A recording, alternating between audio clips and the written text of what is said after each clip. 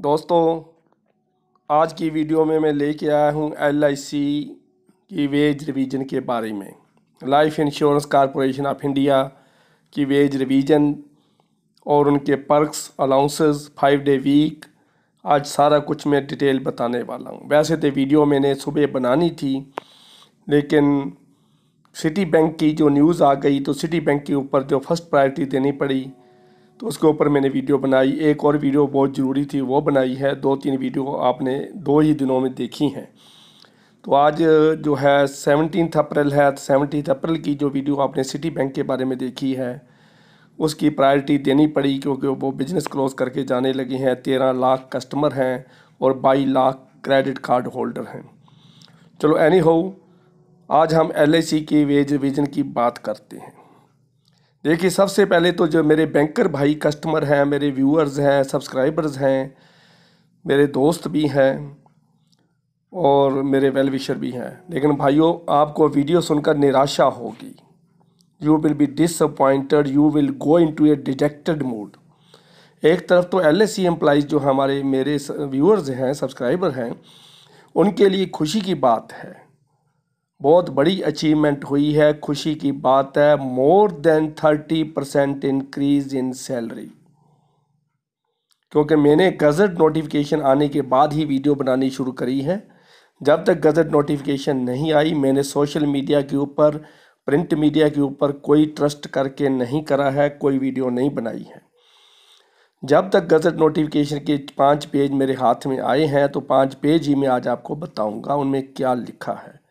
पहली बात तो ये। दूसरी बात यह है कि बैंकर्स भाइयों, 3 साल की परेड के बाद UFBU ने 15% इंक्रीज़ करवाई आपकी। इनकी जो इंक्रीज़ है वो घुमा फिरा के मैंने रफ कैलकुलेशन करी है पेपर्स के ऊपर, वो तो मैं वीडियो में नहीं दिखाऊंगा, लेकिन ये 30% से थोड़ा ऊपर जाती है टोटल घुमा फिरा के। डबल AO की सैलरी की बात कर रहा हूँ, स्टार्टिंग सैलरी की बात कर रहा हूँ, असिस्टेंट एडमिनिस्ट्रेटिव ऑफिसर जिसको कहते हैं, उसकी स्टार्टिंग सैलरी की बात कर रहा हूँ। नए ऑफिसर की जो रिक्रूट हुआ है उसकी बात कर रहा हूँ। तो उसकी बेसिक पे कितनी बड़ी है, कितने उसका HRA में फ़र्क पड़ा है, स्पेशल अलाउंस मिला है उसको, जो DNS अलाउंस में स्लैब में चेंज आई है, ये भी देखने वाली बात है। और स्पेशल अलाउंस के ऊपर DA भी है, लेकिन उसको बेसिक पे के साथ लिंक नहीं करा गया है। सुपर एनुएशन बेनिफिट के लिए वो काउंट नहीं होगा, PF में वो काउंट नहीं होगा। तो कुछ चीज़ें की मार पड़ी है, लेकिन 5 डे वीक लेने से 15 अप्रैल 2021 की गवर्नमेंट ऑफ इंडिया की नोटिफिकेशन भी मेरे हाथ में है, मैं आपको वीडियो में दिखा रहा हूँ, उसको भी देख लो। 15 उसमें चारों सैटरडे, पांचों ऑल सैटरडे। ये बैंक की तरह नहीं है दूजे में आना है, चौथे में नहीं आना है, तीसरे में आना है, ये वो हो जाएगा, वो हो गया, ये 5वां सैटरडे भी आना है। 5 सैटरडे महीने में आ जाएंगे तो हमारा क्या गुनाह है? बैंकर भाइयों को क्या गुनाह कर दिया है? सभी सैटरडे LIC में ऑफ हो गए हैं। आज 17 अप्रैल सैटरडे था, बैंक वाले बैंक में बैठे हैं, LIC वाले छुट्टी पर थे। तो इसी तरह आज मैं आपको बताता हूँ उनकी बेसिक पे में। मैं आपको छोटा करके बता रहा हूँ, वीडियो को छोटा कर रहा हूँ, शॉर्टकट। ये एक एक अलाउंस की डिटेल में नहीं बता रहा है। सभी आपने चार्ट आपके पास पहुँच गया होगा, नहीं है तो नोटिफिकेशन आपके पास, नहीं तो बैंक का सर्कुलर 1-2 दिन में आपके पास डिटेल सर्कुलर आ जाएगा। तो कितना फ़र्क पड़ा मैं आपको बताता हूँ कि जो बैंक का PO है, अदर बैंक का PO, अदर बैंक का PO, मेरा मतलब other than SBI, state bank of India के PO की बात नहीं कर रहा, अदर बैंक से उनकी सैलरी 45%, 45% हायर है डबल AO की सैलरी। प्रोबेशनरी ऑफिसर जो करोड़ों रुपए की लोन प्रपोजल क्लियर करता है, ऑल इंडिया ट्रांसफ़र एबल है। ऑल इंडिया तो छोड़ो, उसको अमेरिका भेजा जा सकता है, बहरीन भेजा जा सकता है, दुबई भेजा जा सकता है। उसकी सैलरी में 45% कम है AO से। और स्टेट बैंक ऑफ इंडिया का PO जिसको 4 एडवांस इंक्रीमेंट मिलते हैं, जिसको दादा PO कहते हैं, ये बहुत बड़ा प्रोबेशनरी ऑफिसर है, दादा है, तो वो उसके पास भी देखो क्या हाल है, उससे भी ये 20% हायर है। इसका मतलब अदर बैंक के पीओ में और एसबीआई के पीओ में सैलरी में 25% का फ़र्क है, 25% का। और एलआईसी के पीओ की अदर बैंक के पीओ से 45% सैलरी का फ़र्क पड़ गया है। तो इसका मतलब ये है कि अगर बैंक का सीनियर ऑफिसर 1 लाख रुपया लेता है तो एलआईसी का उसी लेवल का ऑफिसर 1.5 लाख रुपया लेता है। देखिए 15% और 13% इंक्रीज का अंतर ये है जो घुमा फिरा के कैसे बना है। चलो आज मैं आप नोटिफिकेशन के 4-5 पेज हैं, मैं आज आपको पढ़ के भी सुनाता हूँ। मैं ज़्यादा वीडियो में क्लिपिंग लगाने में या पीपीटी बनाने में या बोर्ड दिखाने में या पोस्टर दिखाने में मैं विश्वास नहीं करता। मैं तो जो क्लियर कट बोल रहा हूँ, इंग्लिश में भी बोल रहा हूँ, हिंदी में भी बोल रहा हूँ, फिगर्स को मैं सही तरीके से बोल रहा हूँ। तो बाकी रही डाटा की बात, डाटा आपके हाथ में सर्कुलर 1-2 दिन में आने वाला है, तो मैं आज आपको पढ़ के भी सुनाता हूँ कि क्या क्या अंतर कहाँ कहाँ पड़ा है, कहाँ कहाँ उन्होंने अंतर डाला है एसबीआई पीओ में और उसमें। और मैं आपको दिखाता हूँ कंपैरिजन भी कैसे करते हैं ये, कैसे इन्होंने अंतर डाला है और कहाँ कहाँ इन्होंने कारीगरी दिखाई है, और इनकी जो पहली जो वेज रिवीजन थी वो क्या थी और आज की क्या है। मैं 2-3 तरह का कंपैरिजन आपको दिखाऊंगा, थोड़ा ध्यान से सुनना वीडियो को, स्किप मत कर देना। ये आधे बीच में इधर मार दिया, जंप उधर कर दिया, स्किप कर दिया और बाद में फिर कमेंट्स करते हैं ये हमारा फ़र्क है, ये आपने गलत बोल दिया है, ये तो एसबीआई पीओ की थी, इतनी सैलरी कहाँ से आ गई। तो ऐसा थोड़ा ध्यान से देखो, कमेंट्स देने से पहले थोड़ा सोच लिया करो कि जो जो आदमी वीडियो बना रहा है उसकी 4 आंखें हैं, उसने भी सारा डाटा पढ़ के देखा है, सारी चीज़ को कंपेयर किया है। तो एलआईसी की जो एओ की नई सैलरी है वो 84,000 है। एसबीआई पीओ की जो सैलरी है वो 67,000 है। और जो अदर बैंक का पीओ है, Punjab national bank, bank of Baroda, other bank का पीओ, उसकी 58,000 है। देखिए भाइयों, 58,000 में और 84,000 में 26,000 रुपीज़ का स्टार्टिंग सैलरी में अंतर है। बिगनिंग में पहले दिन से ही अंतर है। और एसबीआई पीओ जो बहुत बड़ा पीओ माना जाता है, मैं सभी बैंकों के पीओ से सुपीरियर हूँ, मेरे को 4 एडवांस इंक्रीमेंट मिल रहे हैं। देखिए कितनी बड़ी बात है। 4 साल की सर्विस वाला दूसरे बैंक का उसके बराबर 4 साल के बाद आएगा, उसको पहले दिन ही 4 एडवांस इंक्रीमेंट, तो उसकी सैलरी बढ़ रही है 67,000। तो 17,000 का एलआईसी के ऑफिसर से गैप रहेगा, गैप हो गया है। और आगे मैं चल के बताता हूँ कि उनकी जो पुरानी सैलरी थी वो क्या थी और अब क्या है। एलआईसी की बात, अब बैंक को छोड़ देते हैं, 1 मिनट के लिए बैंक को छोड़ देते हैं। एलआईसी की जो पहली बेसिक पे थी वो 32,700 थी। ये नोटिफिकेशन में जो लिखा है, जो नोटिफिकेशन ही पढ़ के सुना रहा हूँ। तो उसके ऊपर डीए जो है 78.5% था, तो 25,700 कुछ बन जाता है। उसके बाद ट्रांसपोर्ट अलाउंस 1,330 रुपये, सीसीए उनको मिलता था 3%। पुराना सीसीए जो पुरानी AA की सैलरी है 980 रुपीज़, और एचआरए था 10%, जबकि बैंक में अभी भी 10% नहीं हुआ। 11th पे रीजन के बाद भी 7, 8, 9 है। एचआरए 10% तो 3200 कुछ रुपया बनता है। तो टोटल सैलरी उनकी जो बढ़ रही थी 64,100 रुपया। तो ये थी 64,100 रुपया जो है ये एसबीआई के पीओ के बराबर पहले ही ले रहे थे। देखिए मेरी बात को समझिए, एलआईसी जो है एडमिनिस्ट्रेटिव ऑफिसर जो है एसबीआई के पीओ के बराबर पहले ही ले रहे थे। 11th बाई पार्टाइट सेटलमेंट होने के बाद जो सैलरी थी उसके बराबर पहले ही ले रहे हैं। तो एलआईसी एओ की अब सैलरी क्या हुई है AA की, तो AA की जो बेसिक पे बन गई है 53,600 और डी उसका 29.30% ही कर लो, उसके पास ही है, बिल्कुल 30% के पास है।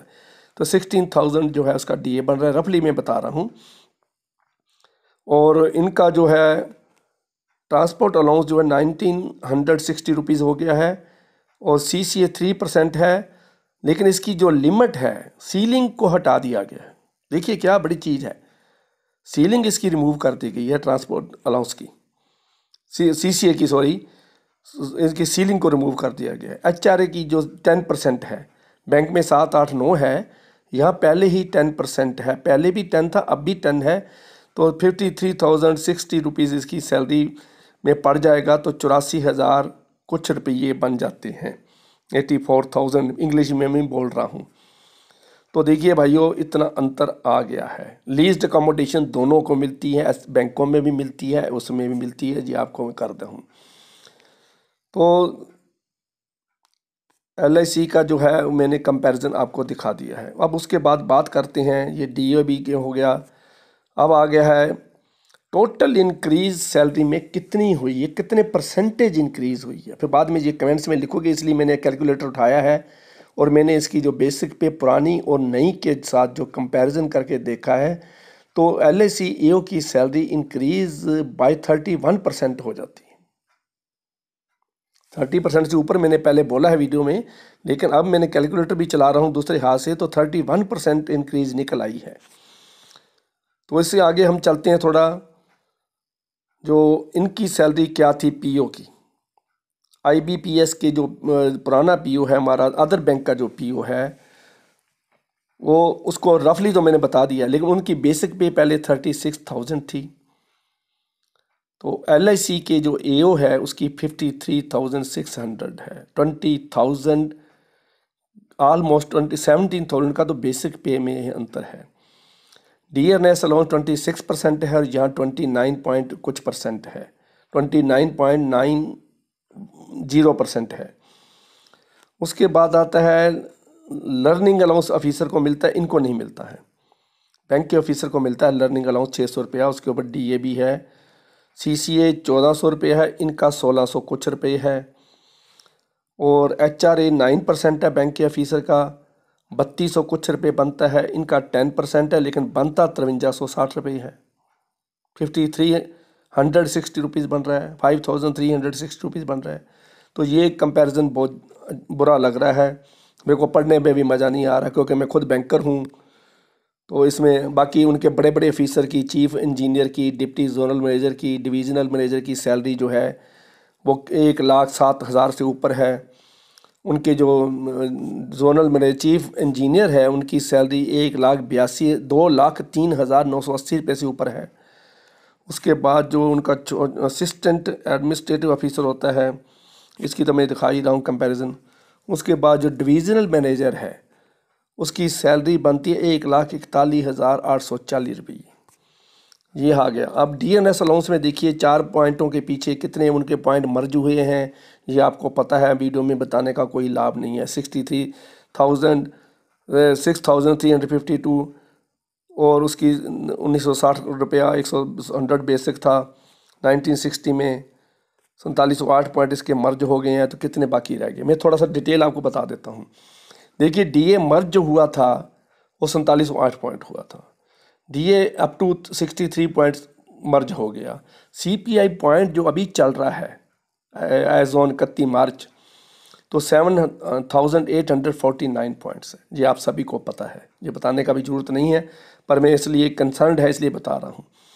तो 78,490 से 63,352 माइनस कर दें तो 1497 रह गया। तो 147 का 4 पॉइंटों का पर डिवाइड कर देती हैं, 4 पॉइंट का एक स्लैब बन जाता है, तो ये 374 बन गया। तो ये इंक्रीज़ हो गई है, 0.8% है। देखिए इनका DA के स्लैब में भी अंतर है। क्या कितनी कहाँ हम कंप्रोमाइज़ करेगा बैंकर? बैंक की नौकरी कौन करेगा? बैंक के कोचिंग एकेडमी खाली हो चुकी हैं।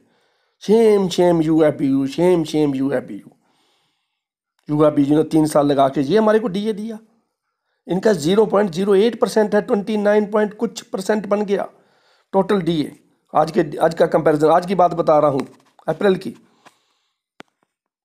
ये 3 साल उन्होंने वेज रिवीजन के लिए लगा दिए, फैमिली पेंशन इंक्रीज नहीं हो सकी है, पेंशन अपडेशन नहीं कर सके, DA नहीं कर सके।